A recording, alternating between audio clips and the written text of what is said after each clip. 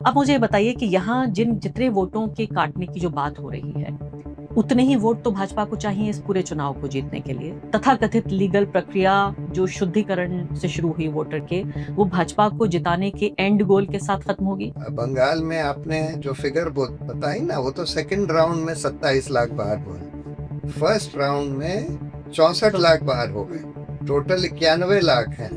It is clear कि इन्होंने जो एल्गोरिदम यूज किया है इनको आइडेंटिफाई करने के लिए, ये एल्गोरिदम ही मुस्लिम्स को टारगेट करने के लिए बनाया गया है। नाम कुछ जो है वो जो लोग मुस्लिम नहीं है उनके भी कटे हैं नाम। वो बात सही है, जो मुसलमान का हम लोग के यहाँ कट रहा है, हम लोग का 10 कट रहा है तो वो लोग का 2 कट रहा है। मैं बताना चाहती हूँ इलेक्शन कमीशन को, देखिए आइए मिलिए, अपने विक्टिम से मिलिए। यहाँ पर हमारे सामने ये बुजुर्ग हैं 2 लोग, और इनकी उम्र 80 साल की है, इनकी उम्र 75 साल की है, और 80 साल और ये 75 साल की हैं। ये इनके बेटे हैं, और ये बता रहे हैं कि इन दोनों का नाम डिलीट कर दिया गया है। ये जितने भी लोग कागज लेके यहाँ खड़े हुए हैं सबके डिलीटेड है नाम। मेरा वोट नहीं उठा, क्यों? ऐसा क्यों हो रहा है? मैं नागरिक नहीं है भारत का, इससे ऐसा क्यों हो रहा है? वोटर कमीशन ऐसा क्यों करता है मेरे को? ऐसा हो नहीं क्यों कर रहा है मेरे को, हम लोग को? अगर मेरा वोट उठाना चाहिए, ठीक है, मेरा वोट उठाना चाहिए, मेरा सब कुछ डॉक्यूमेंट देखिए, मेरे पास सब कुछ डॉक्यूमेंट्स है। एक नया शगुफा निकाला गया, लॉजिकल डिस्क्रिपेंसी।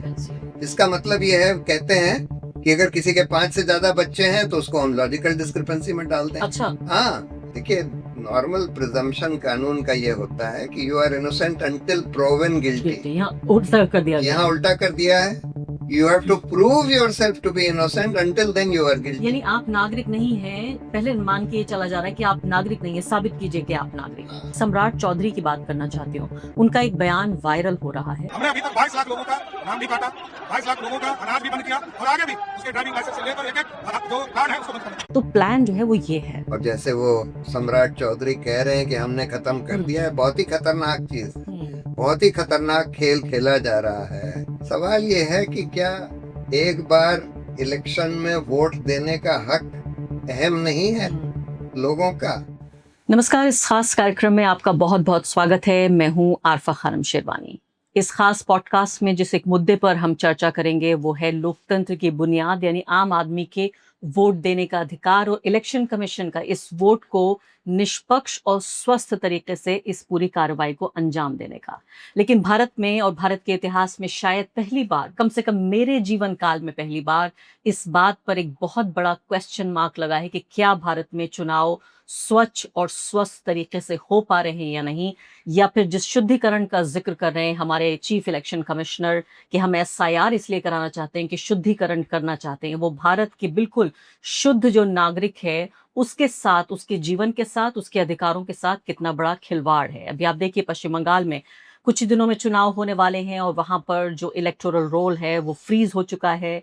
वहां पर करीब 27 लाख 23 लाख ऐसे लोग हैं जिनको पूरे तरीके से उनके नाम, 27 लाख ऐसे लोग हैं जिनके नाम इस लिस्ट से बाहर हो चुके हैं। 60 लाख से पूरी प्रक्रिया शुरू हुई थी, 27 लाख पर खत्म हो गई है। ये लोग इस चुनाव में कम से कम वोट नहीं दे पाएंगे, ये फ्रीज हो चुका है। अब तक हम देखें तो एसआईआर 10 राज्यों में हो चुका है और उसमें 3 यूनियन टेरिटरीज भी हैं।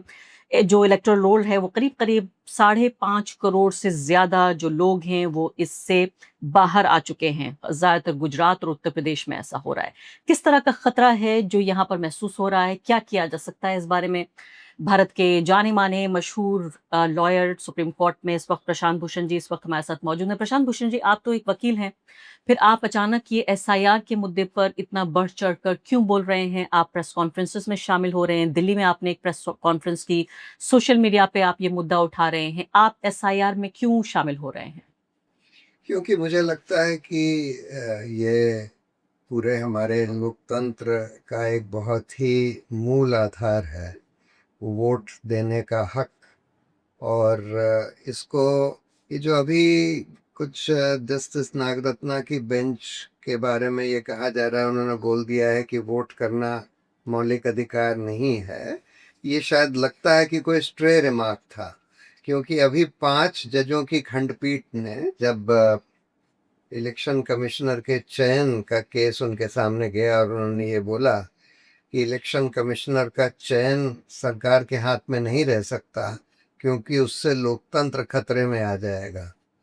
उस केस में उन्होंने वोट देने के हक को मौलिक अधिकार मान लिया था। तो इसलिए ये हमें लगता है कि जस्टिस नागरत्ना का कोई स्ट्रे रिमार्क है जो रिपोर्ट हो रहा है। स्ट्रे रिमार्क है, तो ये मैं दर्शकों को बताना चाहती हूँ कि आप जिस बात का जिक्र कर रहे हैं वो दरअसल एक केस आया था डिस्ट्रिक्ट मिल्क यूनियन राजस्थान से जुड़ा हुआ, राजस्थान में था। उसमें ये बोला है कि वोट देने का अधिकार और चुनाव लड़ने का अधिकार ये दोनों फंडामेंटल राइट नहीं है। हाँ, तो मुझे लगता है कि एक स्ट्रे रिमार्क था, क्योंकि अगर वो इस जजमेंट को ठीक से पढ़ती, जो 5 जजों का कॉन्स्टिट्यूशन बेंच का जजमेंट है इलेक्शन कमिश्नर्स के चयन के बारे में, तो उसमें इसको मौलिक अधिकार माना गया है। मैं उस केस में था तो मुझे अच्छा। पता है। जी हाँ, तो मैं आपसे पूछना ये चाहती थी कि आप क्यों ये समझते हैं कि एक लॉयर के तौर पर जो किसी पॉलिटिकल पार्टी का हिस्सा नहीं है, आपको चुनाव नहीं लड़ना है, आप इलेक्शन कमीशन का भी हिस्सा नहीं है, तो क्यों आप आगे बढ़ चढ़ कर इस मुद्दे को उठा रहे हैं? क्योंकि ये हमारे लोकतंत्र के लिए बहुत ही अहम मुद्दा है। किसको वोट करने का अधिकार दिया जाए ना दिया जाए, ये हमारे लोकतंत्र के लिए बहुत अहम है। और इसलिए अगर इस तरह से, जिस तरह से ये एसआईआर किया गया है, बिल्कुल ही गैर कानूनी तरीके से है। और इसके ज़रिए बंगाल में आपने जो फिगर बताई ना, वो तो सेकंड राउंड में 27 लाख बाहर हुए, फर्स्ट राउंड में 64 लाख बाहर हो गए। टोटल 91 लाख हैं जो बाहर हुए हैं वोटर्स लिस्ट से। फर्स्ट राउंड में जो 64 लाख बाहर हुए वो हैं जिन्होंने एन्यूमरेशन फॉर्म नहीं भरा।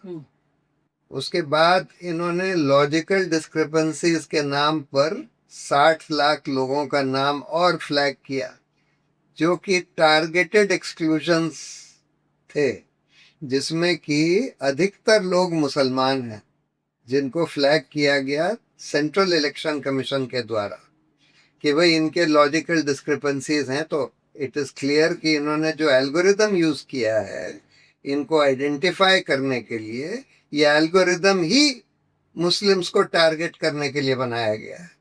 और इसीलिए उसमें 60 लाख में से अधिकतर लोग, शायद 2/3 3/4 लोग मुस्लिम थे, जबकि बंगाल में मुसलमानों की पॉपुलेशन सिर्फ 27% है। और इसीलिए अधिकतर लोग, ये जो 27 लाख जो लॉजिकल डिस्क्रिपेंसीज के आधार पर बाहर करे गए हैं, इसमें अधिकतर मुसलमान हैं।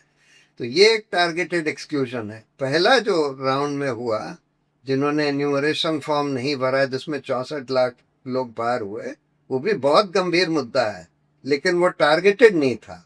उसमें जितने लोग बाहर हुए रफली वही परसेंटेज मुसलमान और गैर मुसलमान थे जो वहाँ वेस्ट बंगाल की पॉपुलेशन का परसेंटेज है।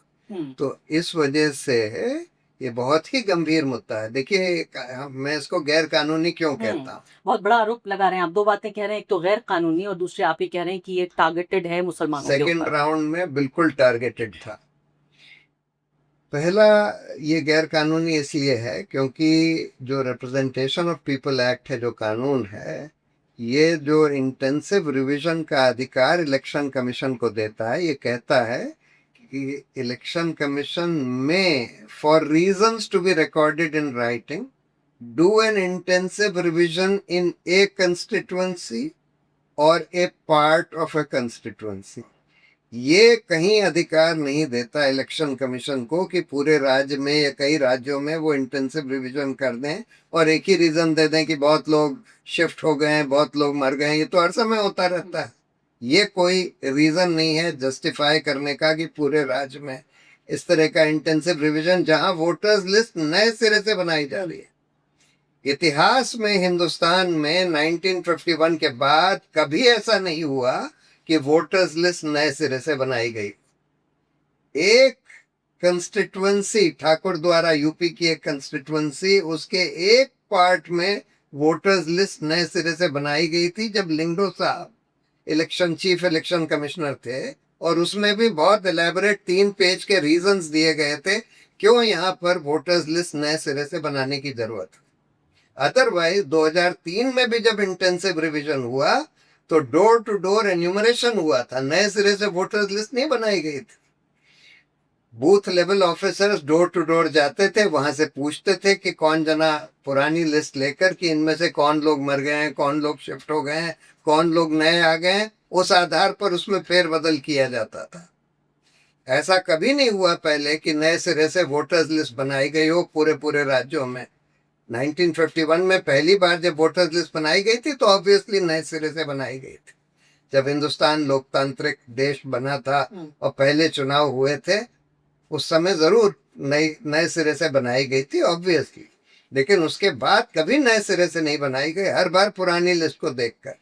दूसरी बात, इस पूरे रिप्रेजेंटेशन ऑफ पीपल एक्ट में, इनके अपने रूल्स में, इनके गाइडलाइंस में सब जगह ये लिखा है कि इलेक्शन कमीशन को पूरी पारदर्शिता बरतनी पड़ेगी। यानी कि जब कोई एप्लीकेशन आती है किसी वोटर का नाम हटाने के लिए, या जब कोई एप्लीकेशन आती है नाम जोड़ने के लिए, तो उसको उसी दिन उनके वेबसाइट पर डालना होगा, जिससे सब लोग देख सकें कि किसकी एप्लीकेशन आई है, किस आधार पर आई है।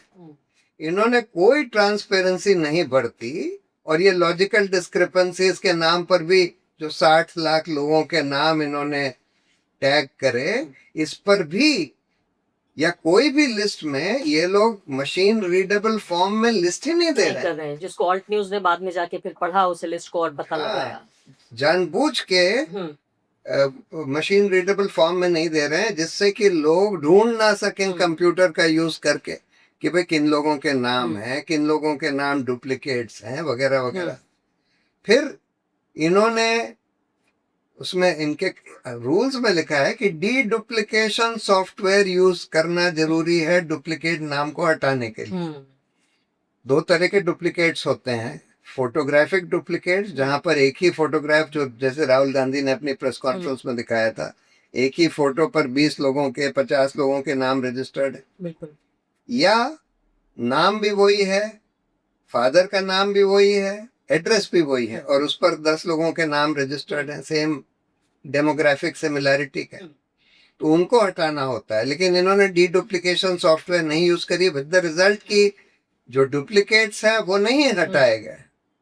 लेकिन एक नया शगुफा निकाला गया, लॉजिकल डिस्क्रिपेंसी, जिसका मतलब ये है, कहते हैं कि अगर किसी के 5 से ज्यादा बच्चे हैं तो उसको हम लॉजिकल डिस्क्रिपेंसी में डालते हैं। अच्छा। हाँ, किसी घर में 20 से ज्यादा लोग रहते हैं, उसको लॉजिकल डिस्क्रिपेंसी में डाल देंगे।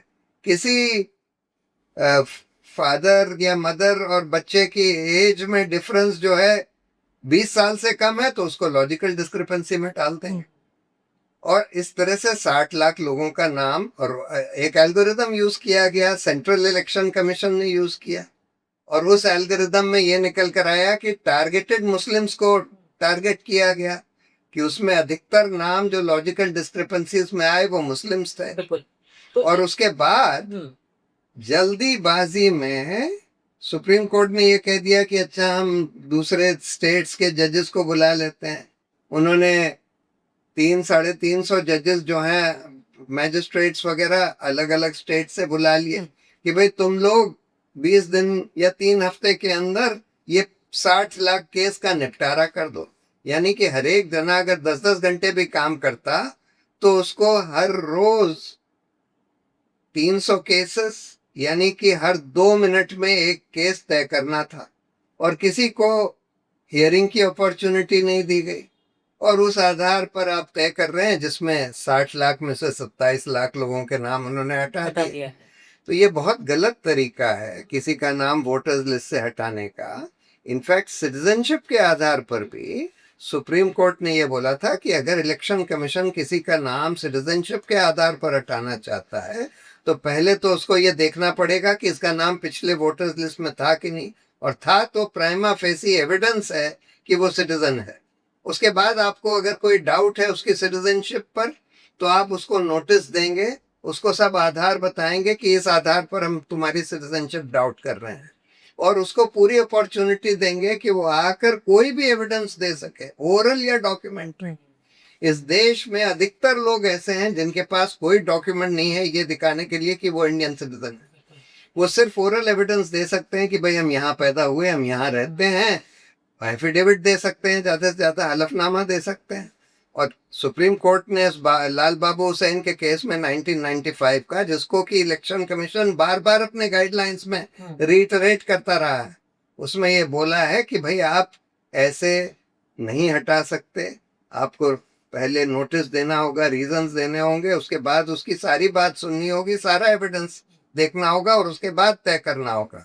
और इस वजह से इलेक्शन कमीशन ने असम के इलेक्शन में और कई इलेक्शंस में ये गाइडलाइंस इशू करी कि अगर तुमको डाउट है इलेक्शन ऑफिसर्स को कि कोई जना नॉन सिटीजन है, तो तुम उसको फ्लैग करके या तो फॉरेनर्स ट्राइब्यूनल को भेज दो, या किसी कोर्ट को भेज दो, या गवर्नमेंट ऑफ इंडिया को भेज दो।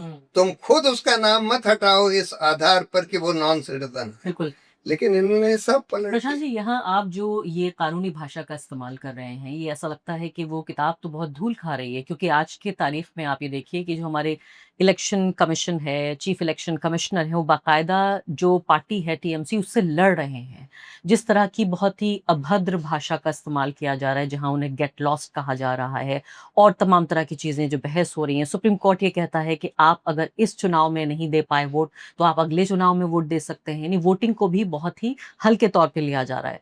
तो ऐसे में ये बताइए कि ये पूरे माहौल में जो आम आदमी है, मैं पढ़ रही थी एक ब्यौरा जो एक फॉर्मर एयरफोर्स के अधिकारी हैं, वो कह रहे हैं मुझे खुद पता नहीं है कि मैं अब क्या करूं, मेरा नाम डिलीट हो गया, मुझे नहीं पता कि ट्राइब्यूनल में जाना कैसे है, किससे बात करनी है, होना क्या है। और आप और हम यहाँ ऐसे लोगों के बारे में बात कर रहे हैं जिनके पास कोई कागज नहीं है अपने वजूद को बताने का, अपने दिखाने का। और आगे बढ़ने से पहले एक अदना सी गुजारिश कि आप मेंबर बनिए मेरे चैनल का आरफा खानम शेरवानी।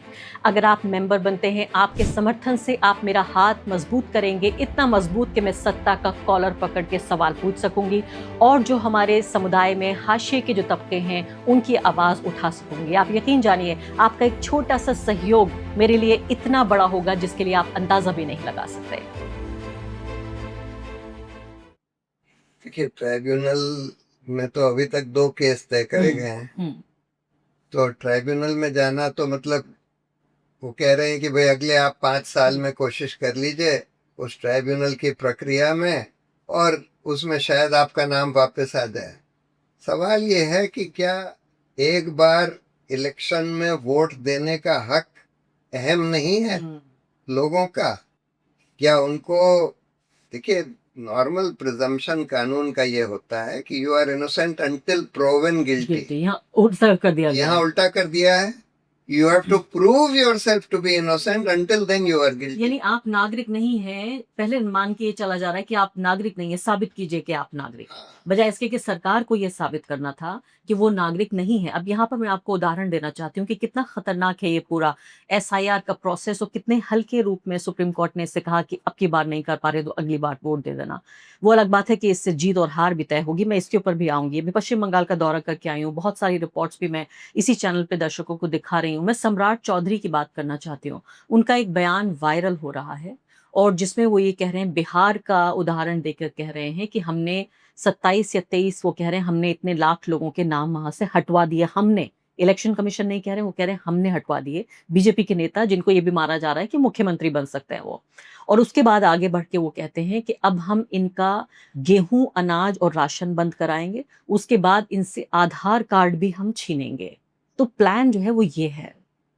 बिल्कुल, देखिए, शुरू से ही भाजपा जब से सत्ता में आई वो ये कहती रही कि हम हिंदू राष्ट्र बनाएंगे, यानी कि गैर हिंदुओं का हम बाकी अधिकार खत्म कर देंगे, वोटिंग का अधिकार, दूसरा उनको सेकंड क्लास सिटीजन बना देंगे। फिर उनको ये समझ में आया कि भाई उसके लिए तो संविधान का संशोधन करना पड़ेगा, और क्योंकि इसको सेकुलरिज्म को मूल आधार माना गया है संविधान का, तो वो भी नहीं कर सकते।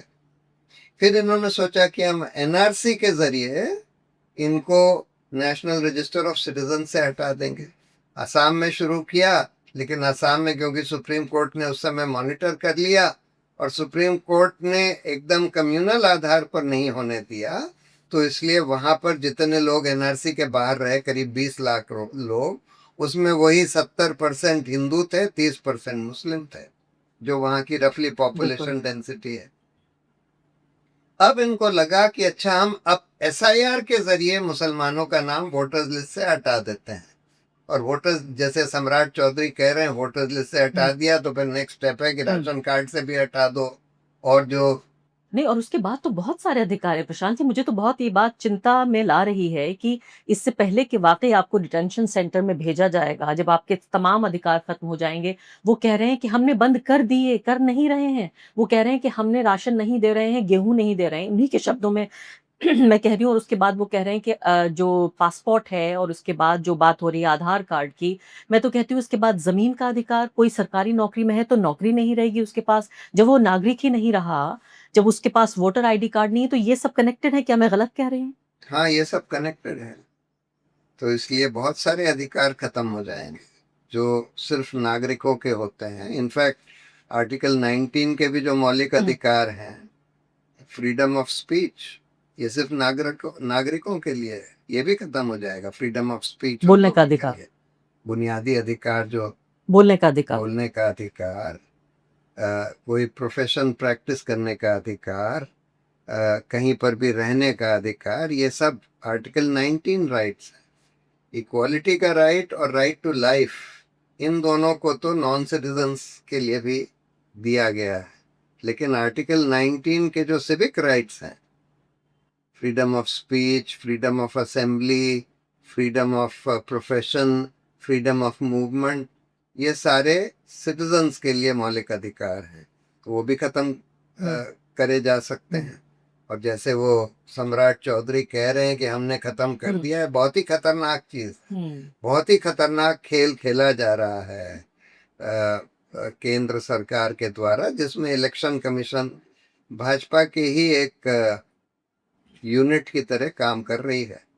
और दुर्भाग्य की बात यह है कि इसमें ये मामला सुप्रीम कोर्ट में है, बार बार आर्ग्यू हो चुका है, लेकिन सुप्रीम कोर्ट इसको डी फैक्टो फेट अकम्पली होने दे रहा है कि भाई बगैर हम ये तय करें कि ये एक्सरसाइज कानूनी है कि गैर कानूनी है, इस पर बहस हो चुकी है, जजमेंट रिजर्व हो चुका है, जिसमें ये बहस करी गई है कि ये पूरी एक्सरसाइज गैर कानूनी है। लेकिन उसको बगैर उस पर फैसला दिए सुप्रीम कोर्ट जो है इसको आगे बढ़ाता जा रहा है, और एक के बाद एक राज्यों में इस डिफेक्टिव वोटर लिस्ट के आधार पर चुनाव हो रहे हैं। नहीं, बिहार हमारे पास पहला एग्जाम्पल था, अब हमारे पास 2 और एग्जाम्पल असम का आ गया, और उसके साथ साथ नहीं, असम में तो इन्होंने अलग एक्चुअली एसआईआर नहीं किया। हाँ, अलग प्रक्रिया अपनाई है, अलग प्रक्रिया अपनाई है। लेकिन वेस्ट बंगाल में और दूसरे राज्यों में भी किया गया है। बिल्कुल, 10 राज्यों बंगाल में तो चुनाव बिल्कुल सिर पर है। बिल्कुल। तो ये मैं आपसे अब जो अगले सवाल पूछना चाहती हूँ वो ये कि नागरिकों के पास क्या विकल्प हैं? पहली बात, जब सुप्रीम कोर्ट और इलेक्शन कमीशन दोनों ही लग रहा है कि एक तरह की समझौतावादी जो मानसिकता से ग्रसित हैं, और आप तो कह रहे हैं सीधे टारगेटेड है, ये तो और भी ज्यादा एक डायरेक्ट मैं कहूंगी आप बात कह रहे हैं। लेकिन इसके अलावा इसका जो चुनावी जो असर पड़ेगा, आप और मैं अब ऐसी किसी हालत में नहीं है कि आप कहें कि भाई मैं वकील हूं, मुझे तो चुनाव से लेना देना नहीं है। मैं कहूं मैं तो बहुत ऑब्जेक्टिव पत्रकार हूं, मेरा क्या लेना देना, मुझे तो सिर्फ कवर करना है। मतलब हम नागरिक हैं उससे पहले, हमारे पेशों से पहले, और हमारा इस लोकतंत्र में हमारी हिस्सेदारी, हमारे स्टेक्स है, और हमें अपने पेशेवराना जिम्मेदारियों से आगे बढ़कर इस पे काम करना है। और इसीलिए मैं प्रशांत जी कोई ऑब्जेक्टिविटी क्लेम भी नहीं करती हूँ आजकल पिछले कई साल से, क्योंकि मैं समझती हूँ कि भारत के लोकतांत्रिक भविष्य में मेरी हिस्सेदारी है, मैं एक स्टेक होल्डर हूं और मैं एक्टिवली इसको देखूंगी। अब मुझे बताइए कि यहाँ जितने वोटों के काटने की जो बात हो रही है, उतने ही वोट तो भाजपा को चाहिए इस पूरे चुनाव को जीतने के लिए। तो क्या मैं अगर इसको सीधे कड़ियों को जोड़ने की कोशिश करूं तो इस लोकतांत्रिक लीगल, तथाकथित लीगल प्रक्रिया जो शुद्धिकरण से शुरू हुई वोटर के, वो भाजपा को जिताने के एंड गोल के साथ खत्म होगी? नहीं, वो तो खैर गोल है ही है उनका। इसमें सक्सीड करें या ना करें इस वेस्ट बंगाल के चुनाव में, वो अलग बात है। लेकिन मकसद तो वही है कि भाई मुसलमानों के नाम ज़्यादातर निकाल दो जो भाजपा को वोट नहीं देते, और जिससे कि भाजपा चुनाव जीत सके। मकसद तो साफ साफ वही है। जैसे डीलिमिटेशन का भी मकसद वही है कि भाई साउथ इंडियन स्टेट्स की रिप्रेजेंटेशन पार्लियामेंट में कम कर दो, क्योंकि उनकी पॉपुलेशन उतनी नहीं बढ़ी है जितनी कि नॉर्थ इंडिया में हिंदू बेल्ट में जितनी बढ़ी है। तो अगर आप पर यूनिट पॉपुलेशन एक सीट देंगे तो साउथ इंडियन स्टेट्स की रिप्रेजेंटेशन कम हो जाएगी। फिर दूसरा डिलिमिटेशन में ये लोग ये भी करते हैं कि कंस्टिट्यूएंसीज की बाउंड्री बदल देते हैं, जैसे आसाम में किया। योगेंद्र जी ने बहुत अच्छी तरह से दिखाया कि कैसे इन्होंने 3 कंस्टिट्यूएंसीज जो पहले होती थी उसमें जहां जहां मुस्लिम पॉपुलेशन थी सबको कंबाइन करके एक कंस्टिट्यूएंसी बना दिया। वो तीनों कंस्टिट्यूएंसी भाजपा हारती थी। अब उन्होंने सारे मुस्लिम्स को, चाहे वो बिल्कुल अलग अलग हो जगह, मतलब कनेक्टेड भी ना हो एक दूसरे से, एक तहसील इधर है फिर बीच में दूसरी कंस्टिट्यूएंसी है, एक तहसील उधर है फिर बीच में दूसरी कंस्टिट्यूएंसी है, फिर एक तहसील इधर है, इन सबको जोड़कर एक कंस्टिट्यूएंसी बना दिया।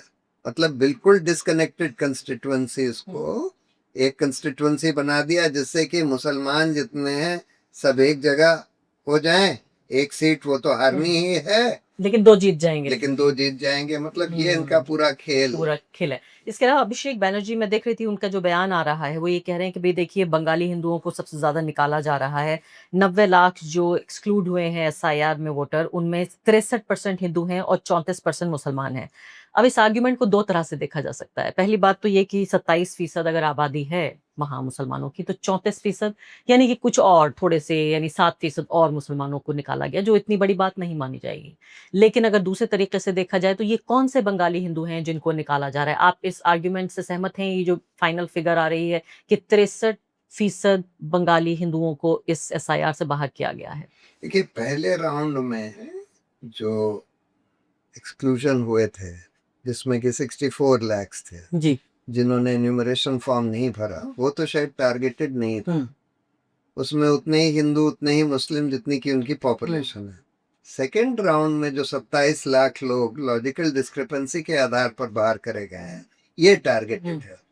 इसमें अधिकतर मुसलमान हैं, जिसकी वजह से जो टोटल फिगर है 91 लाख जो बाहर हुए हैं, उस 91 लाख 34% आ गए हैं। 34% मुसलमान आ गए हैं।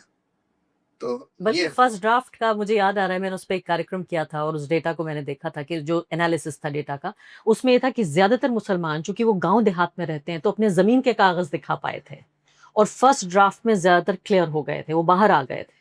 तो ये सेकंड ड्राफ्ट में ज्यादातर इनको निकाला गया है, जो आप जिसे टारगेटेड हमला कह रहे हैं। हाँ, मतलब ये तो बिल्कुल ही इन्होंने धक्कड़ पेल में किया है ना, कि एक तो लॉजिकल डिस्क्रिपेंसी यहाँ से सेंट्रल इलेक्शन कमीशन ने फ्लैग कर दी 60 लाख लोगों की, और ये लॉजिकल डिस्क्रिपेंसी का जो एल्गोरिदम यूज किया गया है, ये ऐसा लगता है प्राइमा फेसा है कि इस एल्गोरिदम में ही वो डाला गया है कि भाई मुस्लिम्स को ही टारगेट। कैसे कैसे काम करता है जमीन पर, अगर आप समझाएं हमारे दर्शकों को, तो ये कैसे काम करता है? वो सरनेम्स देखकर अगर आप एल्गोरिदम में ये डाल दें कि भाई इन लोगों का देखो, जिसके नाम खान मोहम्मद हो, है, हुसैन अहमद हो, है, हाँ। मोहम्मद है, अहमद है, उनके नाम देखो। और ये एनालिसिस करी भी गई है, दिखाया भी गया है कि जो 60 लाख जो लॉजिकल डिस्क्रिपेंसीज दिखाई गई, उसमें क्लियरली मेजॉरिटी मुस्लिम्स की थी। जब 27% पॉपुलेशन है मुस्लिम्स की, तो नॉर्मली अगर आप लॉजिकल डिस्क्रिपेंसी इस तरह से करेंगे तो उसमें रफली करीब करीब सेम परसेंटेज आएगा मुस्लिम्स का या और हिंदूज का।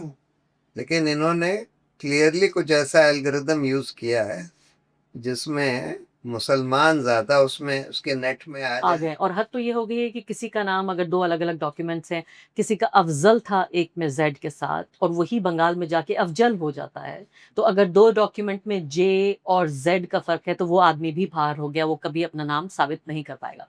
प्रशांत जी, मुझे बताइए कि सारी बहस जो हो रही है ये कि चुनाव के इर्द गिर्द हो रही है कि भी पश्चिम बंगाल का किला इन्हें ढाना है और बंगाल में बीजेपी आना चाहती है। और ये बात आप सोचिए, मैं न सिर्फ कि कलकत्ता जैसे बड़े शहर में, कोलकाता के अलावा छोटे छोटे गांव देहात में, मुर्शिदाबाद और मालदा, यहाँ पर भी हर आदमी जानता है, क्योंकि गरीब आदमी को सबसे पहले ये पता होता है कि उसके वजूद पर सवाल है। हम और आप तक बहुत देर तक ये बात पहुंचती है, क्योंकि उसके पास तो सिर्फ वही है जो अपने वजूद को बचा के रखता है, और अच्छे तरीके से जानते हैं कि पश्चिम बंगाल की पूरी लड़ाई है। लेकिन मैं मानती हूँ, आपको उदाहरण देती हूँ कि अगर इस चुनाव में ममता बनर्जी की पार्टी TMC जीत जाती है, तो क्या आप SIR की इस बहस को खत्म कर देंगे? नहीं, बिल्कुल भी नहीं, कतई नहीं। अगर वो जीत भी जाती हैं तब भी ये सवाल सारे रहेंगे कि भाई कैसे आपने ये 91 लाख लोगों को हटा दिया बिल्कुल इलीगल प्रोसेस के थ्रू। कोई प्रॉपरली बॉडी ने ये देखा नहीं, लाल बाबू हुसैन का जजमेंट फॉलो नहीं किया, और आपने इस तरह से लोगों को हटा दिया, तो ये बिल्कुल गैर कानूनी है। चाहे वो जीत भी जाएं, लेकिन ऑब्वियसली उनका जो विनिंग मार्जिन है वो डेफिनेटली कम हो जाएगा। बिल्कुल, इसकी क्योंकि वजह से टीएमसी कॉन्फिडेंट नजर आ रही है, लेकिन मैं आपको यहाँ उदाहरण देना चाहती हूँ राहुल गांधी का। आपने बिहार चुनाव में देखा, मैं बाकायदा वोट अधिकार यात्रा उनकी कवर करने गई थी बिहार में। कहाँ है राहुल गांधी? सिर्फ इसलिए कि वेस्ट बंगाल में उनकी पॉलिटिकल पार्टी का बहुत मजबूत सियासी कोई वजूद नहीं है, तो वो वोट चोरी और तमाम बातें भूल गए। ममता बनर्जी अपने ही आप लड़ रही हैं इसको। हाँ, देखिए, कांग्रेस की बहुत सारे राज्यों में हालत बहुत खराब है। वेस्ट बंगाल में तो ऑलमोस्ट नॉन एग्जिस्टेंट है अब कांग्रेस। 1 से 3 बहुत सीटें सारे जीतने का स्टेट्स में अनुमान नॉन, है। तो ऑब्वियसली जो जना अपनी पार्टी का हित देख रहा है इस चुनाव में, वो नॉर्मली वहीं कंसंट्रेट करेगा जहां उसको लगता है उसकी पार्टी कुछ कर सकती ये है। तो लंबी लोकतांत्रिक आसाम लड़ाई थी में या सिर्फ और चुनाव की लड़ाई थी ये? वोट चोरी की लड़ाई। हाँ, राहुल गांधी जैसे हाँ, राष्ट्रीय स्तर के व्यक्ति से, आप उनके रिप्रेजेंटेटिव नहीं है, लेकिन बहस हम फिर भी कर सकते हैं कि एक ऐसा व्यक्ति जो प्रधानमंत्री पद का दावेदार माना जाता है, नरेंद्र मोदी के लिए चैलेंज है, वो सिर्फ चुनाव की वजह से लड़ेगा लोकतंत्र की लड़ाई, या फिर ये बड़ी लड़ाई होगी? नहीं, मेरे राय में वो बड़ी लड़ाई होनी चाहिए, लेकिन अनफॉर्चुनेटली होता ये है कि भाई आज के जो पॉलिटिकल लीडर्स हैं वो पहले अपनी पार्टी का हित देखते हैं, उसके बाद फिर बाकी जो बड़े मुद्दे हैं उनको देखते हैं। तो फिर शान जी, आखिरी सवाल आपसे कि कौन लड़ेगा ये लड़ाई? प्रशांत भूषण लड़ेंगे, योगेंद्र यादव लड़ेंगे, आरफा खानम लड़ेंगी? हम लोग तो अलग-अलग हमारे पेशे हैं, हम सिर्फ एक पार्ट टाइमर हैं यहाँ पर आकर कि कोई मुद्दा आया है तो हम इस पे बात कर लेंगे, लेकिन हम पॉलिटिकल पार्टियाँ नहीं हैं। और हम कैसे उम्मीद की जाए कि आम आदमी, मैं खुद देख कर आई हूँ और दिल दुखता है ये कहते हुए कि मुर्शिदाबाद में खासकर, और 100% मुस्लिम आबादी थी वहाँ पर, जिन खासकर ब्लॉक्स में मैं गई हूँ, ना वहाँ उनकी कोई कांग्रेस का कार्यकर्ता उनकी मदद कर रहा है, ना वहाँ टीएमसी का कोई कार्यकर्ता मदद कर रहा है। छोटा-सा दिलासा दे दिया है कि एक ब्लॉक को हम एक वकील दे देंगे। तो ये समझिए कि इस देश का सबसे कमजोर नागरिक सिर्फ और सिर्फ अपने ऊपर निर्भर है। आप मुर्शिदाबाद के उन मुसलमानों से क्या कहना चाहते हैं? नहीं, मैं तो यही कहना चाहता हूँ कि देखिए, इसमें एक सिविल सोसाइटी का मूवमेंट खड़ा होने की ज़रूरत है। सारे सिविल सोसाइटी को, खासकर जिनके नाम, चाहे वो गरीब हों कमज़ोर हों, उनको साथ में इकट्ठा होकर एक मूवमेंट खड़ा करने की ज़रूरत है लोकतांत्रिक, अपने लोकतांत्रिक हकों के लिए। क्योंकि ये अब एसेंशियली सिविल सोसाइटी की लड़ाई है, ये पॉलिटिकल पार्टी से भी ज़्यादा सिविल सोसाइटी की लड़ाई है, और उन्हीं को खड़ा होना पड़ेगा। हम लोग वैसे कोर्ट में जाते रहते हैं, कोर्ट में कोशिश करते हैं, लेकिन कोर्ट का भी जो रवैया देखने में आ रहा है, कोई इसमें तो कम से कम बहुत अच्छा नहीं दिख रहा। तो इसलिए ये तो लड़ाई जनता को, इस देश की सिविल सोसाइटी को ही खड़े होकर लड़नी पड़ेगी। ये हारी हुई सी जंग क्यों लगती है? ये देखिए, बहुत सारी चीज़ें हैं जिन पर बहुत ज़्यादा उम्मीद नहीं होती। देखिए, नॉर्मली तो हमको कोर्ट से, सुप्रीम कोर्ट, हाई कोर्ट से उम्मीद होनी चाहिए कि भाई ये सबके अधिकारों का, चाहे उसको मौलिक अधिकार माने, लेकिन अहम अधिकार का मामला है, मुद्दा है, और इस पर इस तरह से धक्कड़ पेल में लोगों के नाम नहीं कट सकते। जिनके नाम कम से कम पहले चढ़े हुए थे, उनके नाम जब तक एक प्रॉपर प्रक्रिया ना फॉलो करी गई हो, तब तक उनका नाम नहीं काटा जा सकता, जब तक उनको प्रॉपर अपॉर्चुनिटी ऑफ हियरिंग ना दी गई हो। तो उम्मीद तो शुरू में ये होती है कि भाई न्यायपालिका कुछ न्याय करेगी इन सब मामलों में, लेकिन आज न्यायपालिका का जो रवैया हम देख रहे हैं वो बहुत कोई उम्मीद की तरफ नहीं ले जाता। इसीलिए मैं कह रहा हूँ कि अब सिविल सोसाइटी को खड़ा होना पड़ेगा। और मैंने कई बार देखा है कि न्यायपालिका भी देखती है कि जब पब्लिक ओपिनियन सड़कों पर दिखने लगती है, बहुत बड़ी पब्लिक ओपिनियन दिखने लगती है, तो न्यायपालिका का भी रवैया बदलता है।